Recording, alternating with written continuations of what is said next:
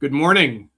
Welcome to episode 389 of the Sunday New York Times Read Along with your hosts, Neil Parekh and Sree. We are live on Facebook, Twitter, LinkedIn, YouTube, Instagram, and our Digimentors website. Please like, comment, share, retweet, do all the things you do to make sure that people find today's show. We are going to cover several issues today. Obviously, the big news is the attack on Iran. But on late Friday night, there was the Department of War and its clash with Anthropic. They kicked Anthropic to the curb, and OpenAI reached a deal to work with the Department of Defense. We'll dig into that a little bit.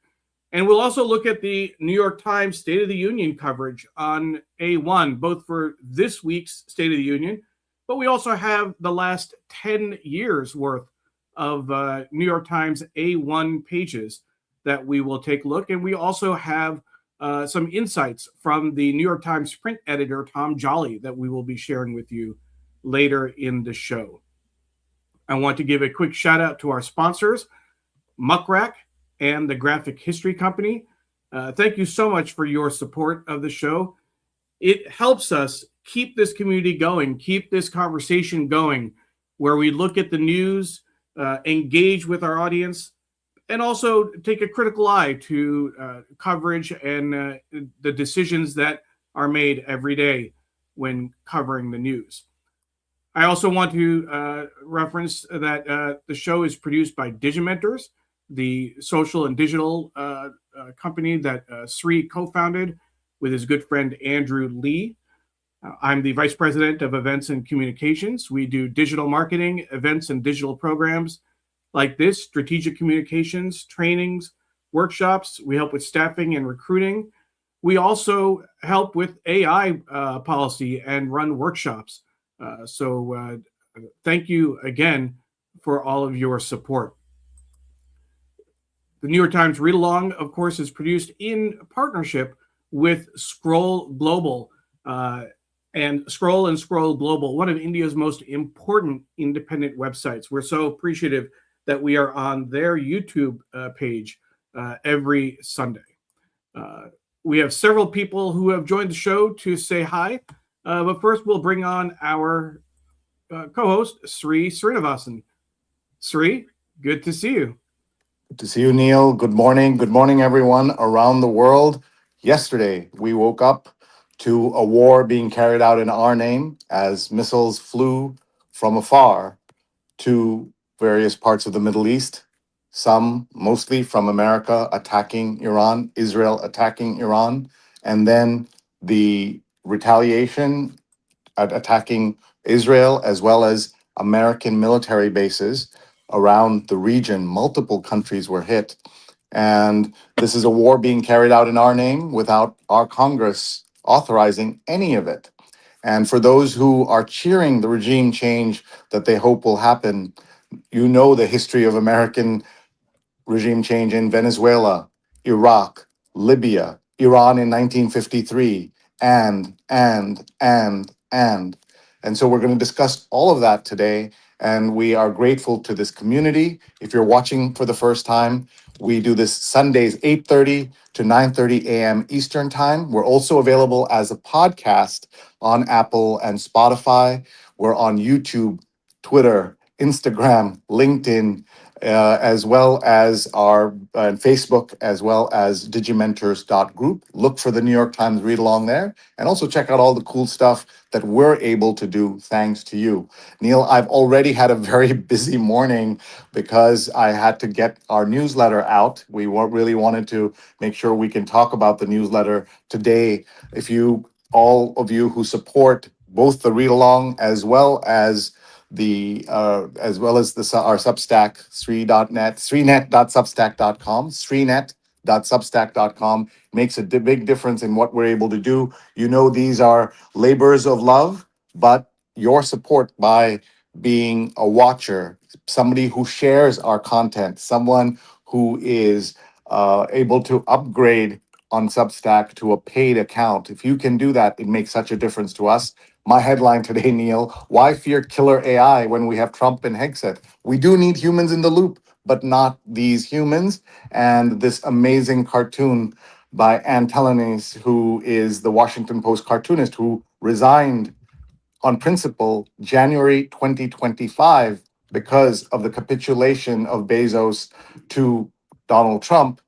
What she's showing here, Neil. Can you see the cartoon? You Yeah, see yeah, yeah. the Epstein files are the distraction here that he's trying to have. So she calls this the Great Distraction, and that's what we're doing. Absolutely. And so please support us if you can. We have so much great content that we have on the on the newsletter now, including a whole new channel that we call OK TV. You've heard of Prestige TV and Peak TV? Well, now there is just OK TV, where we Zach Peterson and Tara Ruff write about TV that's just so, but still so much fun to watch. And I also write about my love affair with television for 50 years. And you should know that the legendary Joyce Carol Oates calls this newsletter unambiguous political and culture content, highly recommended. So please subscribe to her Substack and ours. Again, sreenet.substack.com. We are very grateful to everyone who supports these two labors of love, the newsletter as well as the read along. So thank you everybody for being here. Let's see who is watching from around the world. So many people have joined us. Patricia is watching from New York. Pradnya is watching in and says tuning in from the skies above Atlanta. So she's flying today. Ken Fisher is watching from Iowa. Thank you. John is watching from the East Village. Sunil, thanks for making my day. How nice is that? Very, very sweet. We appreciate it. Everyone who's watching, hit forward right now on the platform of your choice, and your friends can watch it live or later. We do a big hello to everyone watching this as a recording. And tell us where you're watching from. Tell us about your Sunday. Miriam says, good morning from Hell's Kitchen. Sudha Parekh, Neil, over to you. What am I supposed to do, Sree? I'm Almost did a spit take there. Hi, Mom. This is my weekly hello to my mom, but not the we, of only course, weekly hello. One of the not weekly the only hello. weekly hello. We did talk earlier in the week. I did give her a tour of our kitchen that is still being finished in terms of the renovation. But I will say it is always great to have her watching every week. And it reminds me, Neil, of my mom, who was watching our shows on a regular basis as well. And so we are so grateful to our elders, our parents, our grandparents who are around us always, either in person or with us. Your dad, who loved the New York Times, and that's the reason we got started with your working on this. So thank you, everyone. And I always say, call your mom, everybody. Call your mom and dad. If you're privileged enough, lucky enough to be able to do that, call them today. Gunter is watching from Austria. Thank you. Miriam, we already said. Here's Deb watching and says, woke this morning in fear what might come to this day in the Middle East and here at home. Good morning, all. You're correct, Deb, that we have seen the Iranian government, such as it is, has pledged to stab America in the heart. And that can be interpreted, obviously, as things could happen here in New York City, in America, anywhere in the world, Washington, D.C. So this is a time of great fear.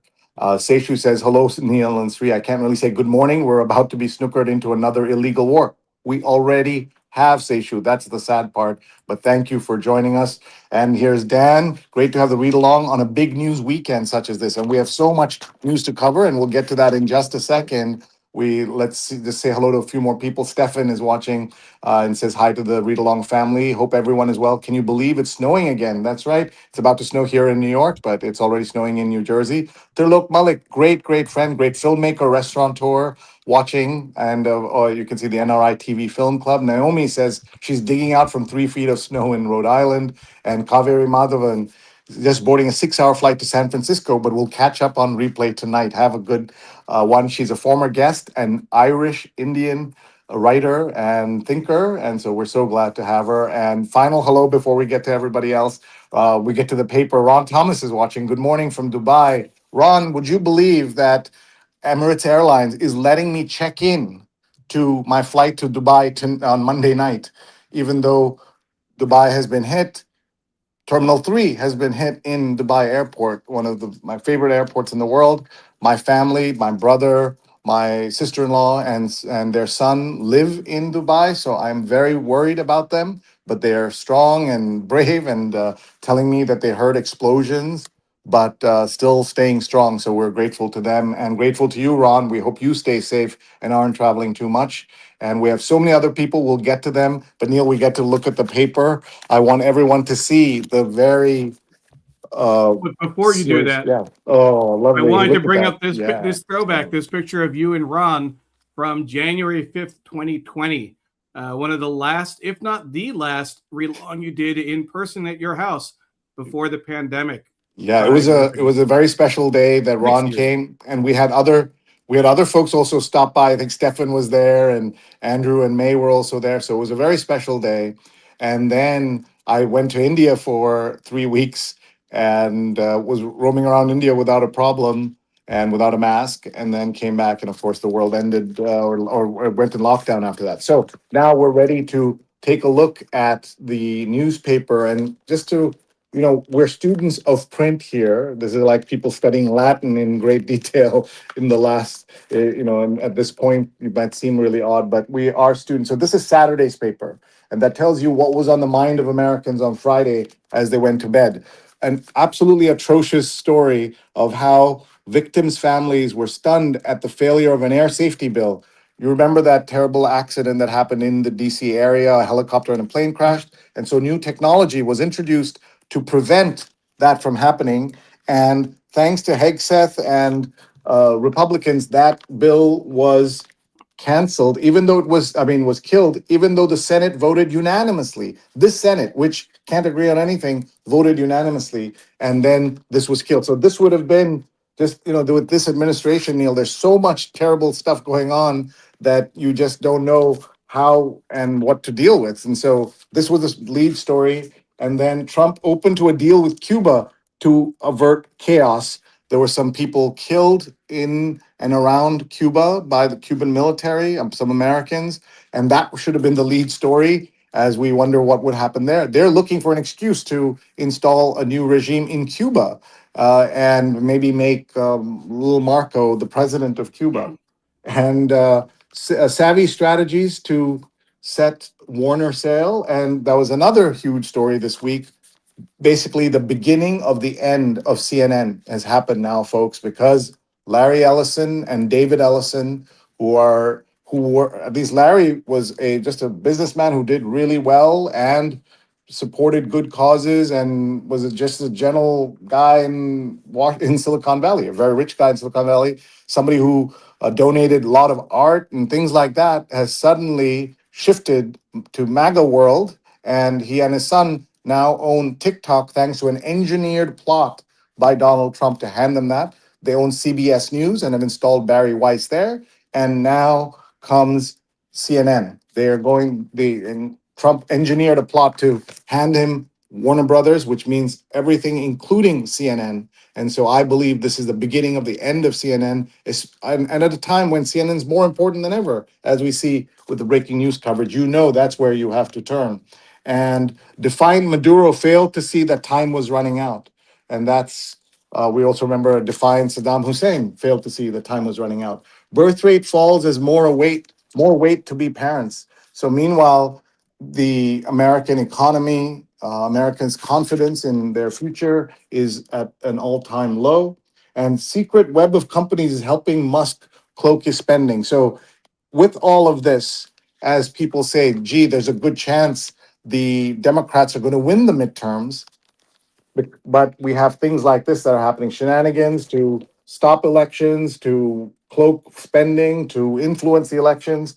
That's all happening now. And this is all, imagine trying to digest all of this. But that was yesterday, meaning Friday, Saturday morning's newspaper, meaning Friday's news. So, and then comes the 6 column headline that you can see here. And US strikes Iran. We call it 6 columns because it goes across all 6 columns that would usually be there. And Khomeini is dead. Trump and Netanyahu say that's been confirmed since then by the Iranian government. and attack with aid from Israel risks a broader conflict. No, no, what I was going to say, no shit, Sherlock. But that's the headline in the paper, a map of all the places that have been hit, and why Epstein inquiries yielded so few charges.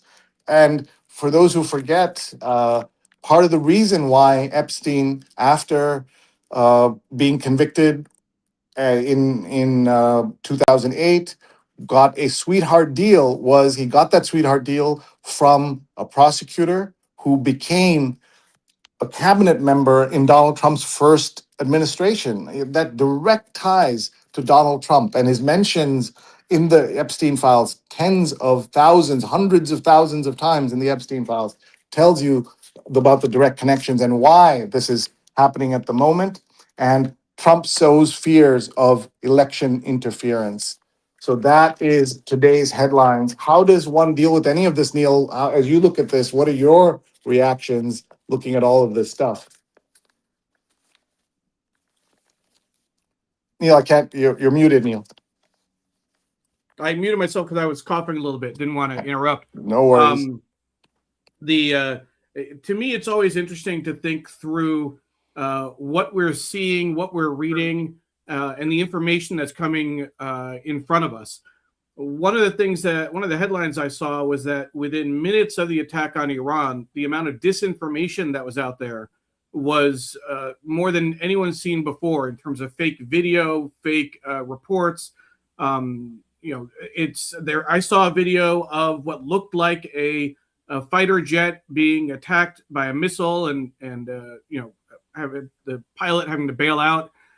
And for all of the criticism of Twitter under Elon Musk, they have this new thing called community notes, and sometimes they actually are helpful. And the note on that video was, this is understood to be video from a game.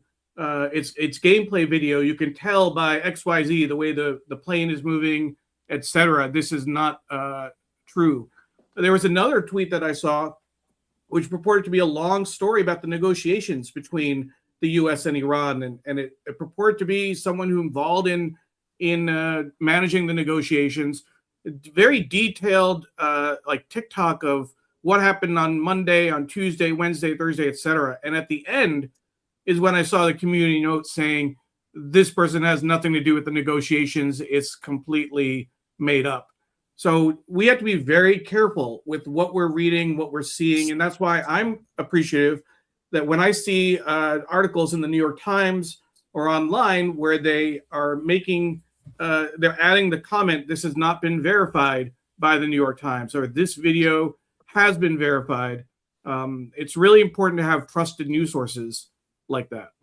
And that's why we do this show, because we want to promote not just newspapers, but news. We're fighting misinformation and disinformation. This is one of the things that Neil and I are doing to help try to, in a small way, contribute to the possibility of better news and better understanding of how news is made. And folks, we're not talking about just the New York Times. We want you to subscribe to a publication of some kind in your local town.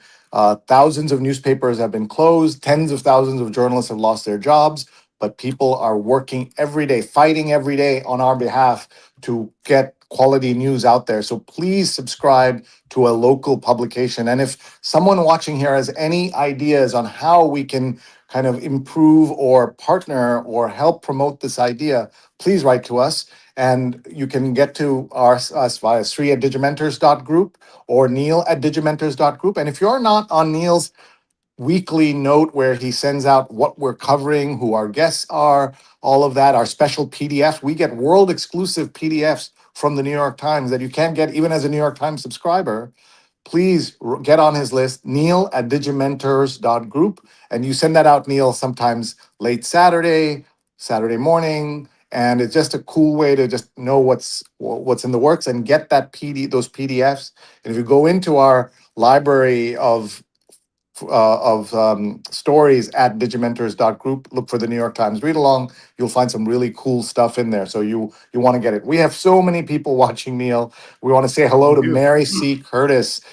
former guest on the show. I'm future guest, I'm sure. She's checking in from Charlotte, North Carolina, though she'll be in New York City this week for New York Newswomen's Club of New York Front Page Awards. Veteran and Congressman Jason Crow is right. This war will be fought by working class kids. My sister is a Gold Star mom. My gentle nephew Barry should be here. You are so correct.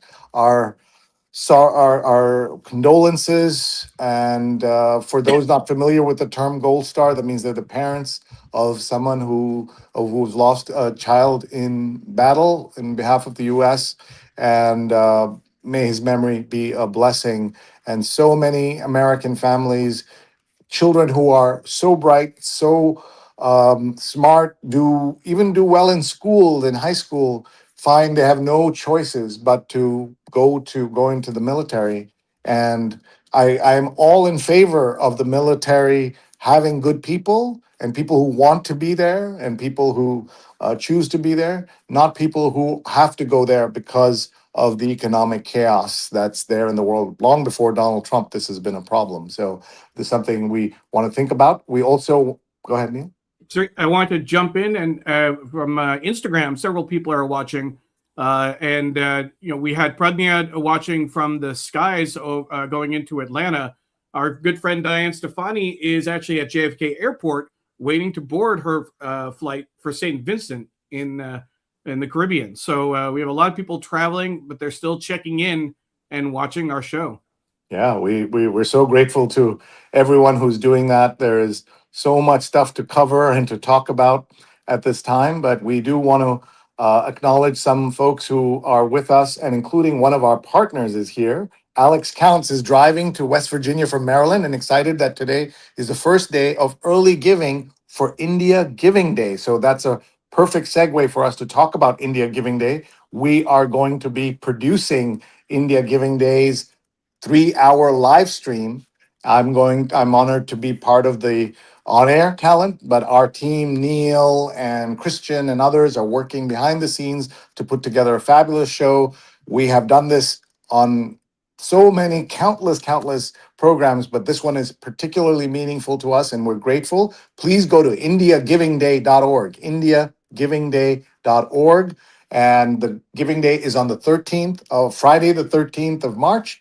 And the early Giving Day period has started. So there are 51 charities working to improve the lives of people in India. And you can give to the ones you like: education or cultural stuff or feeding the poor. There's so many things. And we want everybody to participate, everyone to get involved, because this is something that will make a big difference in our ability to talk to folks, to raise money, raise awareness. So go to India Giving Day today, please, and check it out. And then know who you want to donate either early or you want to donate later. And we have a great show next week. Sejal Desai is going to be here, co-chair of India Giving Day in the steering committee of India Giving Day. And she's on the steering committee of Akanksha Education Fund. And they are a very important nonprofit that's helping the people of India. So please take a look at that and watch for what we will be talking about. We have also shared this in our newsletter before, and we'll do it again. And we're talking about how India Giving Day is back. Starting on March 1st and continuing through March 13th, individuals, families, communities, and companies can contribute to their favorite charity. And every dollar raised between now and the 13th will be given will count towards those organizations, count for India Giving Day. And this is all sponsored by the India Philanthropy Alliance with the support of, look at these names: Ford Foundation, MacArthur Foundation, Atmic Philanthropy, A-Star Capital, and many others. So you know this is going to be a high quality event with lots of really important stuff happening. So everyone who can support, please do. And Pradnya says, let's keep going. Pradnya says, the Epstein files may be the surface excuse, but it's really about the latest round of racist hegemony. And Ron says, Emirates is the best. I leave on Wednesday morning back to New York. So Ron, I love Emirates, but you're saying that they're able to fly from Dubai airport? He says everything is cool. That's a cool cat who can say that while Hard to living imagine. there. Yeah. Dubai was actually hit by some of the Multiple rockets, times, including that famous that Sail airport, that Sail hotel, the Burj, Yeah. the Burj Arab was hit. Sudha, your mom says, Sree, I miss your mom's talent. She was a great dancer and wrote a nice book about her life and experience. Thank you. That means so much. And Paula says, good morning from Tallahassee, longtime producer of the show. And Gaurav Ghosh is watching on LinkedIn. Gaurav, thank you. I'm watching from London, Ontario. I'm glad you clarified the Ontario part.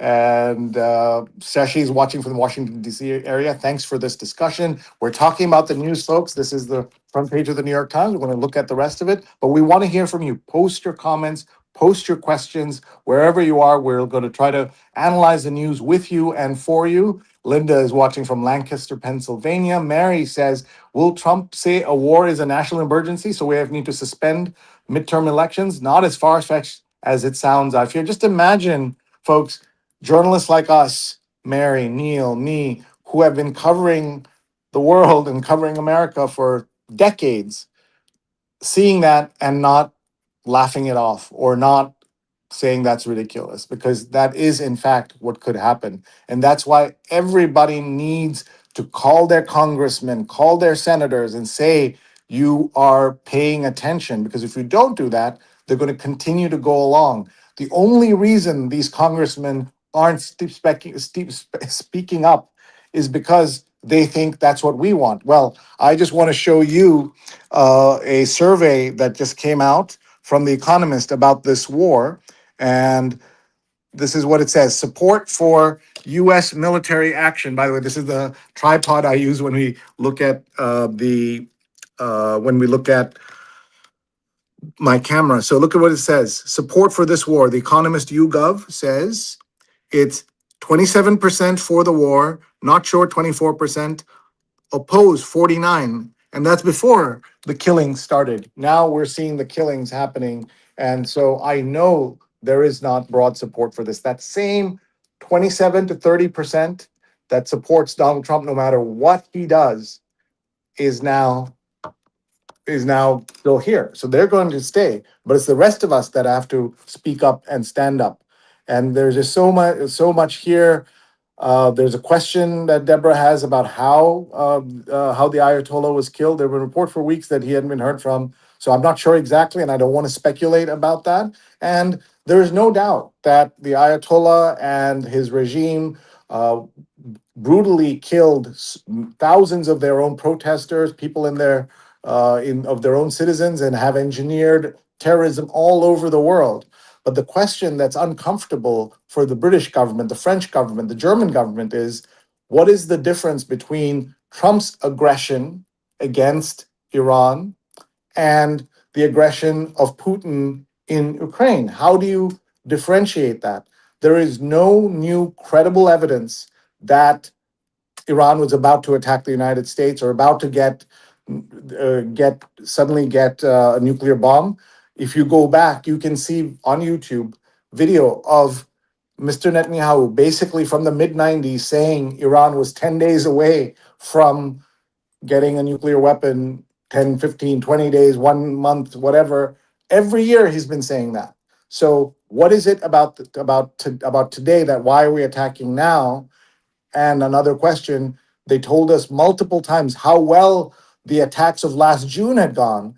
And there was a story from the White House, a headline in the White House. We have destroyed Iran's nuclear capability. Anyone who disagrees is fake news. So if they got rid of all the nuclear weapons and the nuclear program, why do this? And why do it now? And why do it in our name without Congress? Another observation, and Neil is going to show us some great coverage of the State of the Union over the last 10 years. We're going to do that in a few minutes. But I want to point out that every president, even presidents like George W. Bush, who had many misadventures and killed millions of people in Iraq unnecessarily, had a process for bringing along the American people. And the State of the Union is a perfect place to do that, to talk repeatedly. We're going to bring you along. You have to, here's the case we're making. But in a 107-minute speech, he spent 3 minutes. So less than 3% of his time talking about Iran. So he did not use it in any way to set us up, to prepare us that we're going into war. And I felt better prepared about the snowstorms that hit New York and the Northeast than I did for this. And that's part of why we are so upset. Under no conditions should an American president and go out to war without telling us what's happening, because he serves at our pleasure. He serves at the Congress has the right to approve war. Nobody else does. But he is doing it like this. Neil. Two points, Sree, from what you were talking about. One is there's a question, some of the reporting I saw, the timing of why now, kind of in general over the last the few weeks as they're planning, I think is still needs to be determined. But specifically why they attacked during the daytime in Iran, 2 a.m. Eastern time or 1 a.m. Eastern time, I think. It was because they had intelligence, in theory, that there was the leadership were all going to be in one place in one meeting, and that's what they moved up their timeline for the attack. I hear you on that. That makes sense. It was a good target opportunity, but they're in negotiations. But so why? Who's going to trust Americans to negotiate if you're going to attack during the negotiations? No, I agree. The general timing didn't make sense, but the specific, when they actually went forward with it. The other thing to note, and I appreciate your point about the role of the president in explaining to the American people what's going on. No, he didn't say anything. He didn't, foreshadow this at all in the State of the Union. Didn't lay the groundwork for it. Didn't explain why. He also didn't say anything after the attack. He put a video on Truth Social. It didn't do an address from the Oval Office. Didn't do anything in terms of announcement after the Ayatollah was confirmed to have been killed. He went back to Mar-a-Lago. That's where he monitored events from, and just hunkered down. Did a fundraiser or something. So that's also, I think, part of the issue. It's not just not telling people, not laying the groundwork for it, but it's almost like he could care less to explain what's going on even after the fact, much less notifying Congress as he should. Thank you. That's very, very, very good points, folks. That's Neil Parekh. I'm Sree Srinivasan, and we are doing the New York Times read along on a very important news day, a historic day. We are trying to understand what's happening, and I want to show you, Neil. You mentioned Mar-a-Lago, so I do want to show you this. This is, a lot of people are saying, calling it the Situation Room at Mar-a-Lago. That is not a Situation Room. Every journalist who calls it that is part of the propaganda, because a Situation Room has deep cover, deep security, really thick walls. That's a curtain, and that's a guy poking his head out of the curtain. What the hell is this? This is not, and members are walking around like this is not a Situation Room. Reed Gellin says that's not the Situation Room. It's an insecure ballroom protected by pipe and drape. And that, look at you can see everything that's said. Look at the top of that space, Neil. Whatever you say is going over. This is less secure than a bathroom stall where the door doesn't go all the way down, and it's there like that. Like, this is so outrageous. And then somebody said, "Hey, Secretary Rubio, see, you feeling good about selling your soul for this?" And look at the guy behind the curtain. Like, this is not a way to wage a war, not a way to run a railroad, not a way to even run a circus. But as they say, elect a clown, expect a circus. Elect a clown, expect a circus. And we're insulting circuses with that. And this is, we're trying not to make jokes, too many jokes, because it's of the moment. But if you don't laugh, you will be crying all day. And that's unfortunately the way everything is now. And so this was on my feed, and I shared this. And you can see I'm live on the right, and people are watching. So we're grateful to everyone who's watching right now. Very similar, Sree, and I want to make sure it's not the same picture, because he is wearing the white hat with the blue lettering. So that's what I remember seeing him the other day. But Venezuela was a similar situation. They did they monitored the events from a room that had pipe and drape. It's certainly not secure communications, much less a Situation Room. Shashi says the Washington Post also has a 6-column headline, right? The 6-column headline. Khomeini dead in U.S.-Israeli attack to topple Iran's regime. Deb says those are her thoughts too to Mary. And Nitin is watching and he's saying Epicenter NYC because you want to understand how New York City's communities are feeling about this. Epicenter is a great website that looks at news from all over New York City, and I strongly recommend it. Please check it out. Nitin, thank you for saying hello. Carol is watching. Hello from Tampa Bay. Thank you for watching. A reminder on how to get added to our mailing list, neil@digimentors.group. And from Fort Lauderdale, hey, we got a lot of Florida in the house. Dr. Tachi, who was a guest of mine on MLK Day last year, 2025, the day of the inauguration on Sunday, the day before everything kind of went haywire. And we had a wonderful morning and a wonderful show. Thank you, Dr. Tachi. Watch her shows on Instagram. She's very, very good. Sudha says that during the attack, a school of young children was bombed and more than 100 young girls have died. That is very sad and is absolutely unacceptable. Disinformation and misinformation is crucial to understand. Thanks for your diligence in sharing matter of facts, even if opinions are added. That's right. We're going to add our opinions, but we're sharing the facts, and that's what we do everywhere. And Dr. Tachi says, fantastic news about India Giving Day. That's a great note. Thank you, Dr. Tachi. We appreciate that very much, and we're very grateful to you. 51 NGOs is a drop in the bucket, but this is a great start, says Pradya, who's an expert on philanthropy. So she knows what she's talking about. And look at Diana watching from Murrieta, California. She's up, as always, at 6 in the morning and sharing with us. Radjan is watching from Bayshore, Long Island. Thank you, Radjan, for watching. It opened up this afternoon, says Ron Thomas, back with limited operation.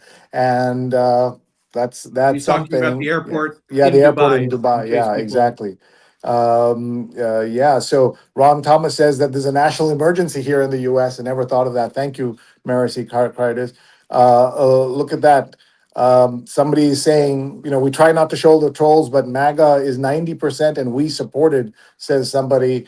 It is not 90%. MAGA is 30% of America and less. And hopefully dropping more than that, but I think that's the floor and that's the ceiling also. So let's hope that stays there. We are just going to I'm going to do one more greeting and throw it back to Neil. When we also have to look at the paper, there's so much stuff to cover. Ying Chan, greetings from Hong Kong. We need authentic news more than ever. Ying is my partner in many Hong Kong oriented shenanigans and great projects. She is at Hong Kong University, the School of Future Media. And Neil, the reason I'm going to Dubai is so that I can see my brother and then go to Hong Kong to spend a week with Ying teaching AI workshops around Hong Kong. Well, it's a small place, so it's not that impressive, but we're doing that. So Ying, I am going to get to you. I won't come through Dubai. I'll go the other way. And by the way, prices of tickets the other way going through the Pacific have gone up triple in the last day because Americans and others are the traffic there is just crazy. So Neil, over to you. Thanks, Sree. Several things to talk about. First, with Ying watching, I thought it'd be a good opportunity to reference our good friend Steve Taylor. Steve, as you know, passed away a year ago tomorrow. So it's been 1 year since he passed, and we think of him often. I think of him a lot. He was a longtime producer on the show and a very close friend. That's for sure of me and Sree. Steve, the last time I saw him, and then later that evening, Sree took a selfie with a group of us that went out to dinner. And that's Steve on my over my shoulder. You can see him there. Yeah. Over, he's actually over coming your from the shoulder. right. There's he's actually your shoulder. Yeah, he's on the just right to of the the left. screen. Yeah. Yeah. What I wanted to do was to also make reference to the fact that Steve was very devoted to several causes, in particular the Sunday Love Project that is based in Philadelphia. So on the 1 year anniversary of his passing, we're going to make a contribution to the Sunday Love Project in his name. Here's a little bit, you can see a little bit of the work that they do in Philadelphia. It is something that I've been thinking about for a while. And I know that he would appreciate it. I know his parents would appreciate it as well. Ying, the reason I brought it up after your comment is Steve worked very closely with you on multiple projects, particularly the concert that we did several years ago. I think this might have been 2021, Sree, if not 22. So just wanted to give a shout out to our friend Steve Taylor. Thank you, Neil. I just want to say about Steve, the reason we could partner with Hong Kong University. Neil was still very busy doing his other job. He hadn't joined Digimentors full time yet, and Steve was able to work with me to do multiple live conversations from Hong Kong about the pandemic. We talked to the world's leading expert on masks. We talked to other experts on various parts of the crisis, because East Asia was ahead of us and doing so much more to combat the problem. And especially in Hong Kong, leading researchers came on shows that he and I, they would talk every day, and Steve and Neil helped produce those. But we had a unique opportunity to do a concert, a live concert from Hong Kong. The students of Hong Kong University, the music department, put together a beautiful classical music, Western classical music concert. And I needed Steve there because his love for music and his knowledge of high-end classical music, as well as his knowledge of instruments and how to do that all technically so it sounds good on YouTube and all those channels. So we were able to do, I think, 2 or 3 concerts with him. And we are so sorry that he has left us for a variety of reasons, but we will miss his talents, especially at this time. And speaking of Philadelphia, I just wanted to tell everyone about another project that we are involved in. Our very good friend Shankar Vedantam, who has one of the world's top 20 podcasts. It's called Hidden Brain. Many of you will know it. Many of you will love it. Well, he's coming to Philadelphia on March 21st and coming to New York City on March 25th. For a live show in front of thousands of people. So if you can at all get to Philadelphia or to New York to go to the Miller Theater in Philadelphia or Town Hall in New York, please get there and listen to Shankar talk about 10 years of Hidden Brain and the enormous worldwide global success he's had. He's still so humble and such a great guy. Let me see if I can get this little audio playing here. Hi, this is Shankar Vedantam from Hidden Brain. I'll be presenting 7 key psychological ideas right here at New York City's Town Hall on Wednesday, March 25th. For more information and tickets, go to hiddenbrain.org/tour. That's hiddenbrain.org/tour. I hope to see you there. How cool is that, Neil? So that's great, Sree. That's great. I want to also bring in some comments from Twitter. Our good friend Anita Joe is watching, and she's tweeting during the show. So I'm keeping an eye on our Twitter feed as well. She said that she has a dear student from nearly 30 years ago when she taught in California who is from Iran. She posted that on Facebook, her hopes that a regime change would happen, that we hear the cries of children and families. She's now a counselor for kids. So she was giving a shout out to that, and I wanted to thank her for watching as well. Sree, before we talk about and Ying just added a comment. She remembers Steve well, his passion and dedication, and she misses him. So thank you, Ying, for that. Before we, as we get into the paper, Sree, and this may not be in today's coverage now, but I do want to ask you about AI and the military, the Department of War, negotiating with Anthropic to have full access to their AI platform without guardrails.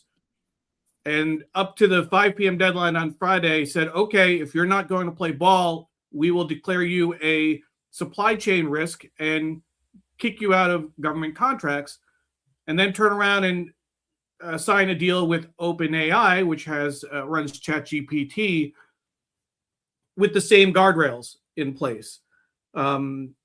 We've talked about our use of AI and the different ways you can use it. We did a show on shining light on shadows just Thursday on the mental health impacts of AI. Walter Grayson was our guest.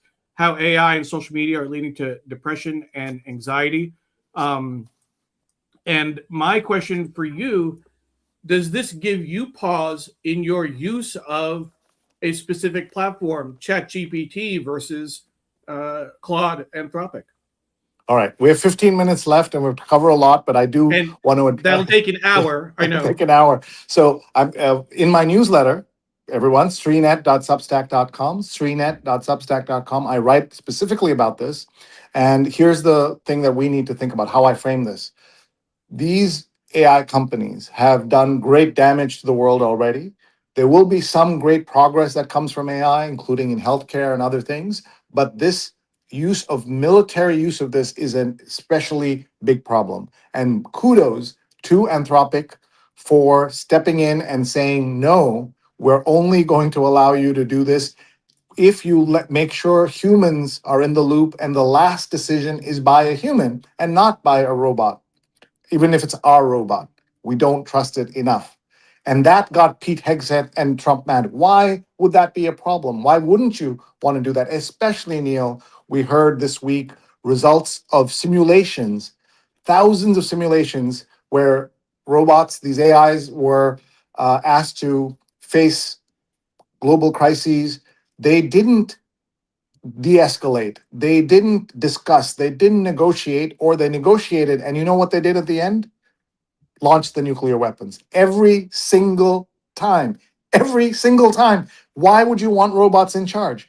And by the way, that decision by Sam Altman to accept the guardrails or non-guardrails of AI use by the military shows you just how terrible all these AI people are, though I give credit to the folks at Anthropic, and I'm grateful to, and that's Claude. And so you're seeing celebrities like Katy Perry and others, Ashton Kutcher, just going in and paying for a year of Claude and saying, we support that. So I think that's really important. However, you should know that AI from Claude and Anthropic was used, according to new reporting by the Wall Street Journal, in the Iran attacks. So even though they declared them a national risk, they used them anyway. And because it takes time to unwind, from that, so they use them anyway. And so Anthropic ends up having blood on its hands. But you should know, when you're dealing with this regime, and I say regime here in the US, you are going to get your hands dirty, and you're seeing that. And final thought on this, we can talk much more about it. Go into my newsletter, post comments in there so I can respond to you there, is that Republicans have always been free market Republicans, the free market party. Well, the free market party is accepting Donald Trump putting not just his thumb on a scale, taking the scale and breaking it on so many topics when it comes to private companies and the private economy. How are they accepting this? And that's where, even if you don't care about little girls being killed in Iran, you don't care about that, a school of girls, doesn't matter to you. Care about the things, the principles you said you cared about. You said you cared about this, right? You cared about the free market, and you cared about how the government is bad, corporations are good. You believe that. You made us say that the Supreme Court say that corporations are like people and should be allowed to influence elections. Well, where are you now? Every single Republican who is not understood that this is a problem is now part of the problem. Has always been, but now is part of the problem. Neil, you got me started on something, as you can see, but we do need to quickly look at the headlines. Yeah. Let's see Go what ahead. else is going on. This is the Times Magazine. That's a stunning cover, I think. A new law was supposed to help free women convicted of killing their abusers. Why are nearly all of them still in prison? Wow, I did not know this story. And look at this woman, and look at her hair, Neil. What a picture this is. And so the idea is that if you are a victim who fought back and killed your abuser on purpose or by accident, you should be given a reduced sentence, perhaps. And there is some, you can discuss the philosophy around that. But if you said that's going to happen, why are they still in prison? So that's that cover. Wow, story I have to read. And The Sunday opinion cover is the pointless destruction of American science.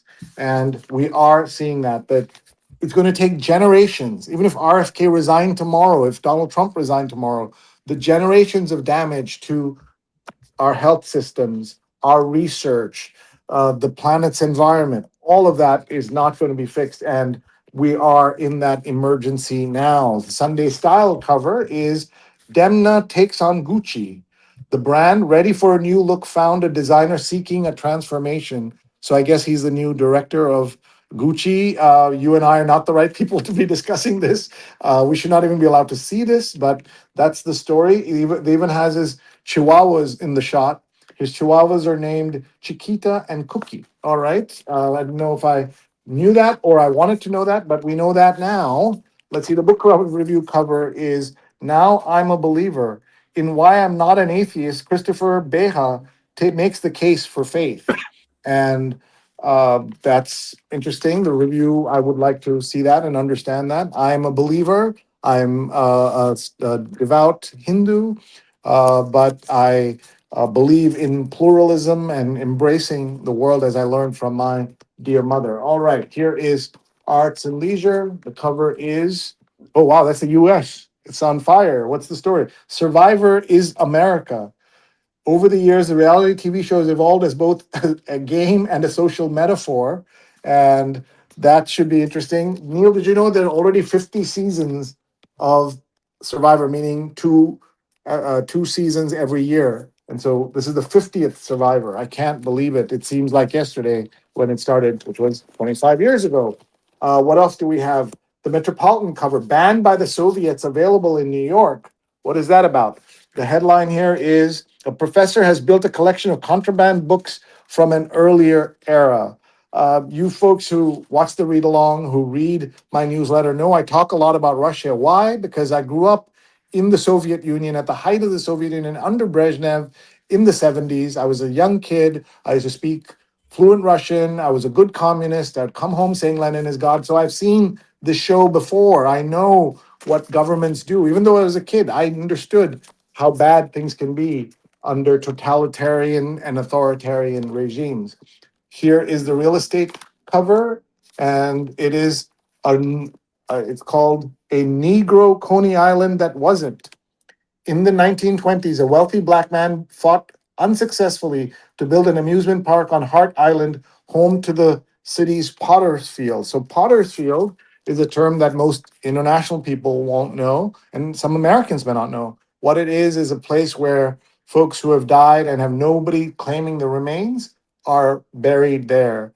It's a very sad place, as you can imagine, but they were going to make it into an important recreation area for Black families, and that didn't happen. That's the cover of Real Estate.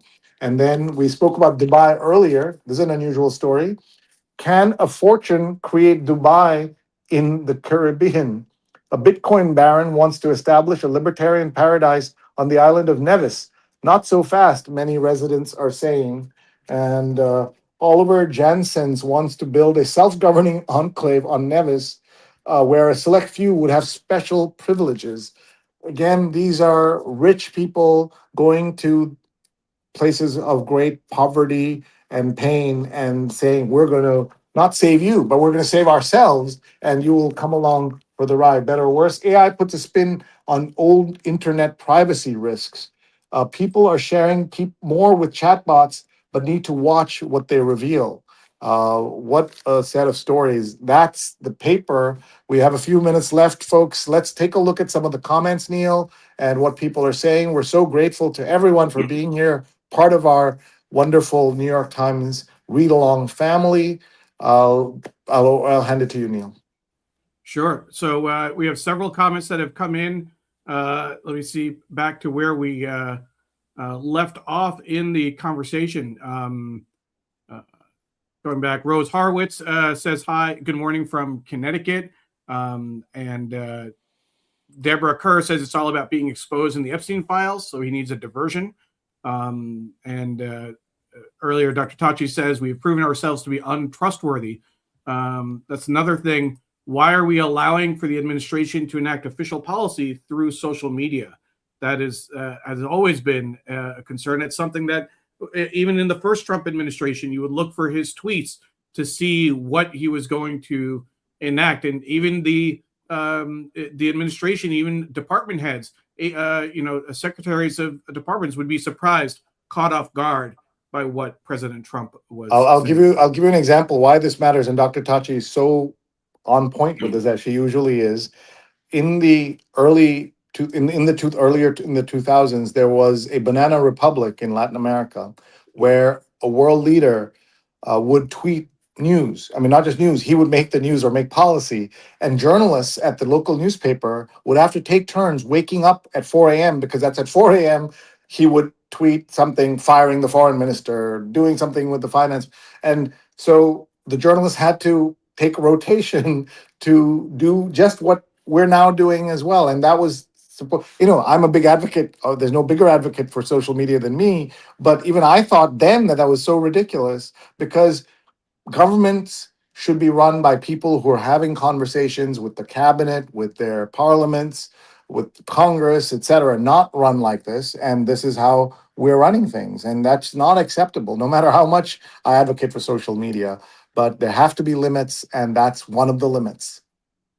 Pradnya says, when will we stop being surprised by this nonsense? None of this is normal.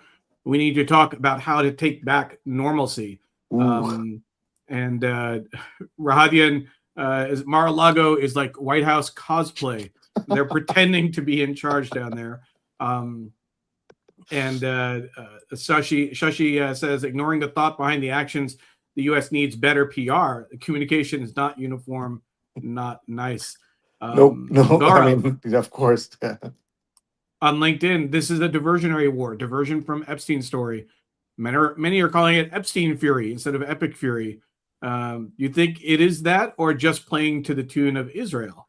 Well, why not all of it? Why not more than one thing can be right at the same time? And there are allegations, just for those of you who missed it, because it's easy to miss, there are allegations in the Epstein files that Donald Trump assaulted a minor, a child, and the Department of Justice, his Department of Justice, isn't sharing that information. So this has gone from being just, oh, he knew people who were doing things, an accusation about him. And if it's wrong, let that play it out, as we do with everything else. Everyone is innocent until proven guilty. But by doing this, it shows you how guilty he could be. And so we have to be very, very careful that we have to pay attention. This is what I keep telling people. I have friends, Neil, who say, I just turn off the news. I can't stand it. I don't want it anymore. You cannot do that, folks, because then we'll look back in 10 years and say, why wasn't there an election? Why wasn't there what happened to Congress? I thought we used to have a Congress. Yeah, somebody had a great tweet, Neil. I got to tell you this. The tweet was, America has launched a full-on manhunt for Congress to try to find where it is.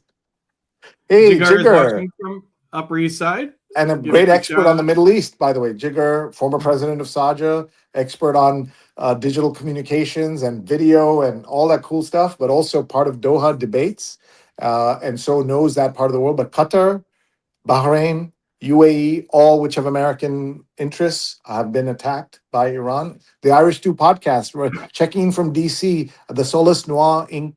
Capital Irish Film Festival, where we are the podcast in residence. That's pretty cool. So I guess that's a sponsor name.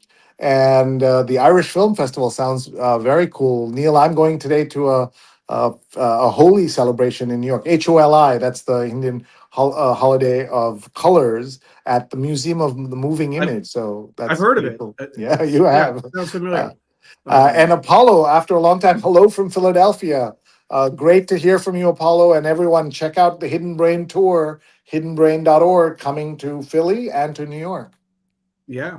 And he says a happy 10-year anniversary on our show. This is the 10th year of doing the read along. So it's been like it's idiots. been great. Two idiots doing this. That's so crazy. Patricia says, thank you for walking us through the headlines, and to the entire production team. Jigger said they just did a debate about tech utopias and shared a link in there. And so many more comments. What I did want to do, Sree, before we wrap up, we're a little bit past the hour. A couple of quick announcements.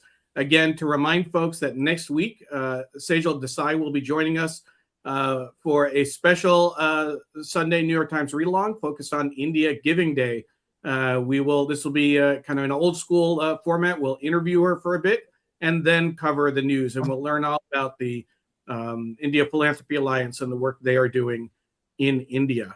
And I'll be coming to you live from Hong Kong, Neil. That's right. That's right.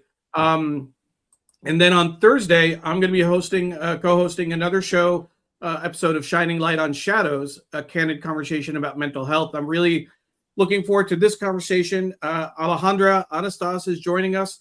She's going to talk about the mental health impact of living in fear of ICE. She came over when she was 5 years old. She does have a green card now, but for most of her life, she was looking over her shoulder, and she is still very close with people who are in that situation. So she will be sharing a little bit about the impact of that. Sree is showing a sticker, I guess, or a little card that they're handing out in New York. If you see ICE, snap a picture and call or text. Is that your cell phone, Sree, or someone else's? No, not my cell phone. Please don't. Seriously, folks, please know about your rights, know about what ICE is doing in your city. Somebody said to me, Neil, but ICE is not in New York, but it is already. There are 200 people in detention. A high school student got kidnapped.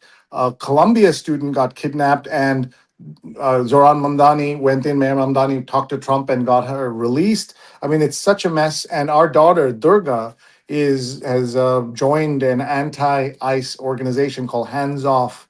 And she's working in the Bronx, working every day to help give out stickers like this and talk about the dangers of ICE. And to the person you're talking to on Thursday, very important show. It's important to know that having a green card gives you protection, but we're living in a world where even being a naturalized citizen doesn't give you enough protection. We've seen citizens kidnapped, and we're also worried about what happens with the situation if they start denaturalizing people. That will be a problem.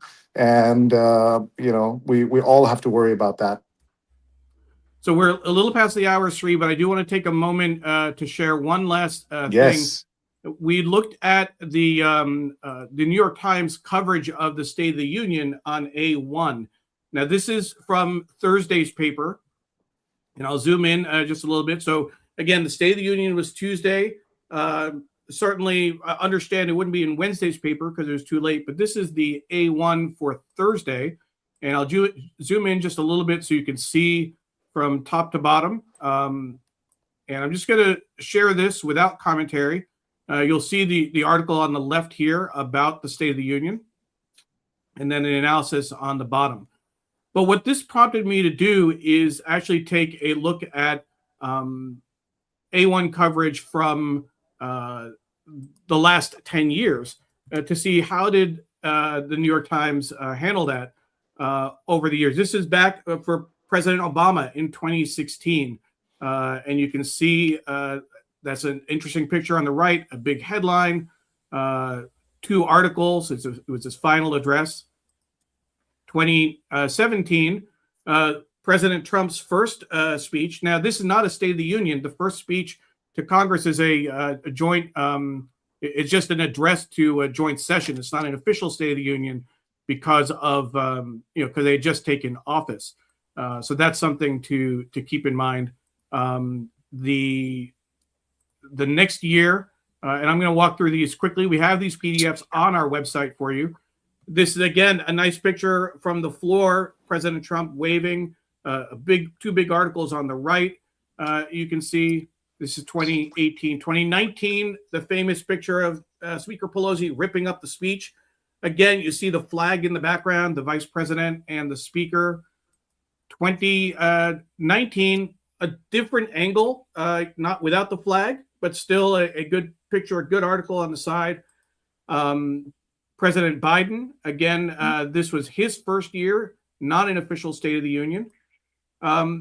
Ukraine, March 2nd, 2022.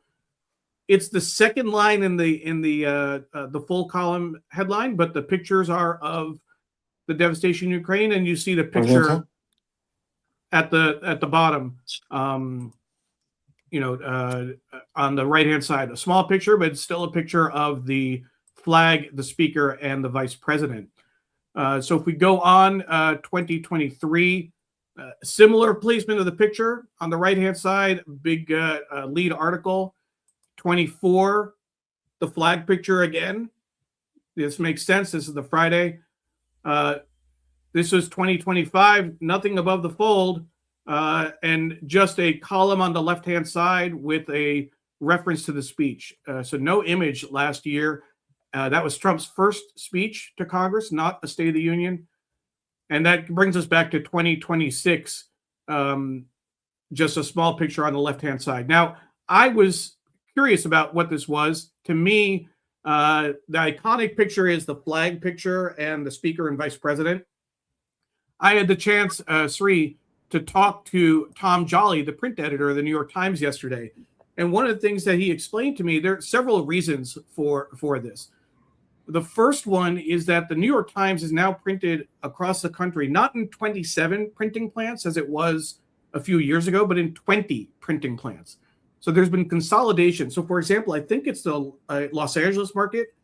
The LA Times doesn't print the paper, gets printed in Las Vegas, which means the deadline is even earlier to get the paper out there and have it shipped out. The other thing, obviously, is with the late news on Tuesday, it's not going to be in Wednesday's paper.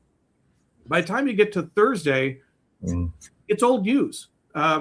The New York Times is really moving in the direction of not being a daily source of news for the print edition. You can get that online, and if you're reading the app several times a day like I do, you're seeing the updates.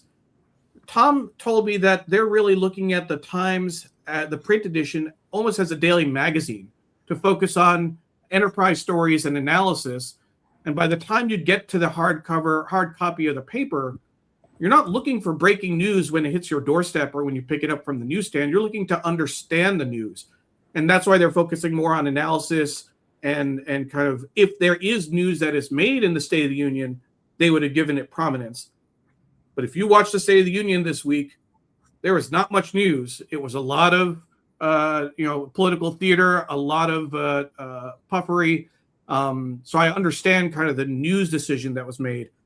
I still miss the iconic photo with the flag and the vice president and the speaker. That to me that's the State of the Union. But I think it was interesting to kind of look at what choices were made over the last 10 years. I think that you did great analysis, and Tom told you that you could share the thoughts that you had, the kind of debrief you got with him, which is emblematic of our relationship with Tom, the print editor of the New York Times. And I remember Carla Baranakis, another great Times person, is now former Times person, producer on the show. She took us for brunch, with basically morning brunch at the home with bagels of the print editor of the New York Times. So we sat there and we read it. We met his family. It was so much fun. And he's been on the show multiple times since then. And we're very grateful to Tom and Wayne Camadoy and others at the Times for working with us to help explain what's going on. We call it sometimes a Kremlinology of the New York Times, to try and understand what it's doing and how it's doing it. And that's part of the reason we do the show. Thank you very much, everybody, for watching. We're very grateful to you. This is the New York Times Read Along, and we will be back next Sunday. And let me quickly look at the comments because there's so many. Yeah. Apollo says, I'm speechless when it comes to what the White House is willing to do to divert the conversation from Epstein. Naomi shows us that Alexander Hamilton was born in Nevis. That's right. That's the immigrant part of his story. That's right. Diane Stefani is going. The two worst words in modern parlance are collateral damage, ignoring there are human lives destroyed. Thank you for saying that. Caroline says you're garnering extra attention today. Support and love to you both. I appreciate that, Rajan. Thanks for all you do. Please stay safe. ICE is definitely in New York, says Naomi. And ICE is also on Long Island. Many brown immigrants here. Sadly, they're also anti-immigrant rhetoric feels omnipresent here too. Big KKK presence in Long Island still does. It had and still does. And Deborah saying, is the same true with the Wall Street Journal print? That's a good question. We could ask an editor of the Wall Street Journal one day. Sudha says, great show. Jigger says, very interesting insights. Thank you both for watching. Deborah says, thank you for the show and comments. Have a safe trip. See you all next week from New York. And Apollo says, this was an amazing show. Have a great week. Apollo, thank you. We will end on that note. Thank you to everyone who watched. Please share this right now with friends, family, either the podcast on audio on Spotify or on Apple. It'll be up in a couple of hours, maybe less. And we are grateful to everybody. Bye-bye, everyone. Thank you. And if you joined us late, you can watch the show from the very beginning on Facebook, Twitter, LinkedIn, YouTube, and our Digimentors website in just a few minutes. Thank you, and we'll see you next week. Bye-bye.